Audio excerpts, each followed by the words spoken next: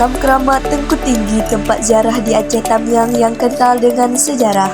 Kabupaten Aceh Tamiang merupakan salah satu dari beberapa kabupaten di Provinsi Aceh yang banyak meninggalkan sejarah, mulai dari situs kerajaan hingga makam raja dan para ulama.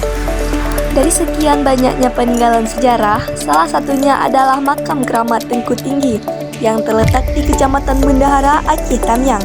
Tengku Tinggi sendiri dikabarkan merupakan sosok ulama dari Arab yang menyebarkan ajaran agama Islam di Aceh.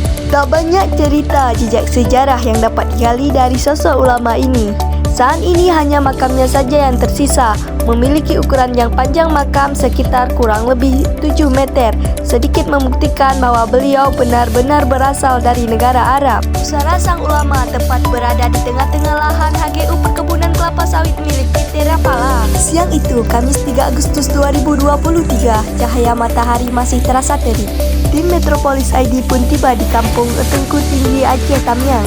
Setelah sesat perjalanan menggunakan kendaraan roda 4 dari pusat pemerintahan kabupaten, yakni Kecamatan Karangbaru yang jarak kurang lebih 20 km dengan waktu tempuh 30 menit.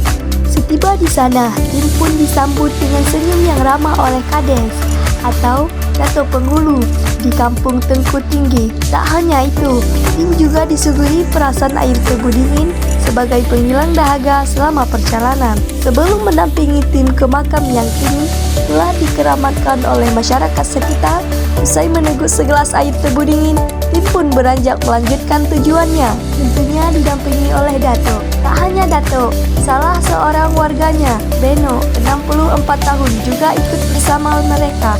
Diketahui Beno merupakan salah seorang sesepuh kampung yang sedikit mengerti cerita tentang makam ulama tersebut. Sepanjang perjalanan, Arianto atau Dato' menjelaskan jika sebagian orang-orang tua kampung yang mengetahui tentang sejarah makam itu banyak yang telah meninggal dunia. Hanya tersisa beberapa saja, termasuk Pak Beno. Setelah kurang lebih 10 menit, akhirnya pun tiba di Makam Keramat Tengku Tinggi.